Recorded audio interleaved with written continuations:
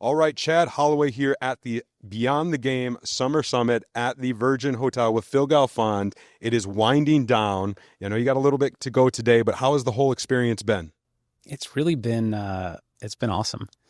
It was funny. I was talking to Farah last 3 days ago because this has been a lot of work for 4 or 5 months, and I've been saying I can't do this again. It's not worth it to spend all this time. And she said, no, you're going to go and you're going to love it. And afterwards you're going to say you want to do it again. And I was like, no, I'm not. And as usual, my wife was right. So it's safe to say we might see a second iteration come this time next year? I think it's 85%.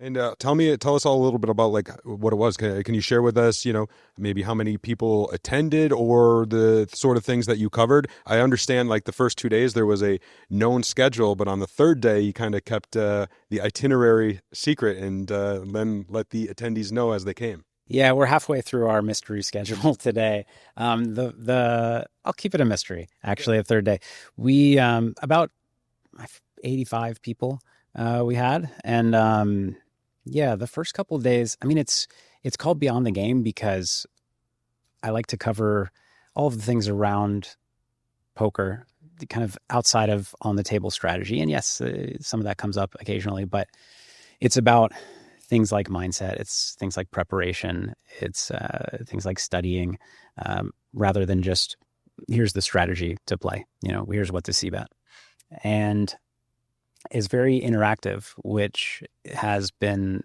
I don't know, so much fun for me.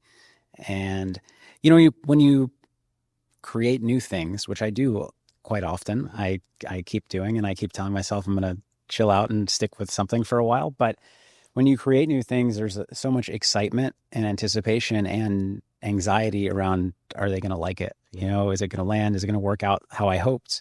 And so you're catching me at a great time where we're 2.5 days out of 3 in, and I'm feeling really good about it and people are loving it. And so, yeah, it's been a lot of fun. I don't even think that was your question, but no, that's good.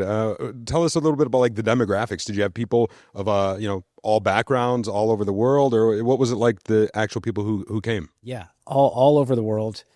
I'm totally guessing, but I'm going to say a little less than half US. Wow. Yeah.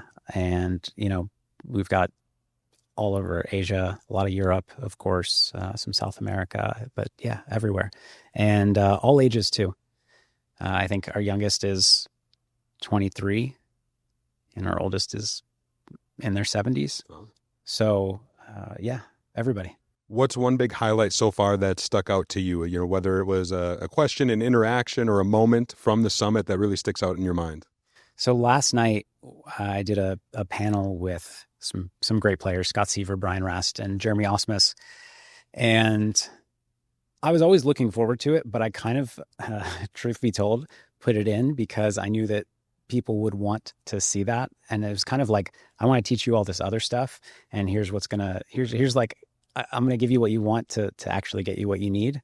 And so it wasn't that I wasn't looking forward to it. I was, but it was kind of like an add-on to the core of the program. But I enjoyed it so much getting inside their minds because when we were taking questions, I got such different answers, and we had the four of us such different experiences. Mm-hmm. But the one commonality that became so clear, the theme that became so clear, was that everybody loved the game so much, and I think really what everybody echoed up here was you have to love it that much to reach that level of success. You have to be curious, and that a lot of people resonated with that. Sure.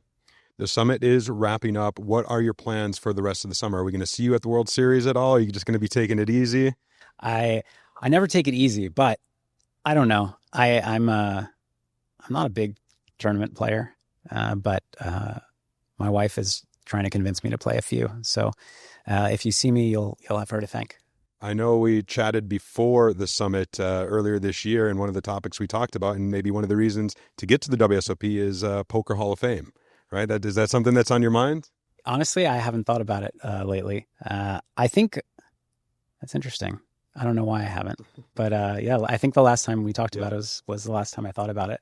Yeah, it's been something that's really important to me, and also I think I've kind of assumed now's not my time.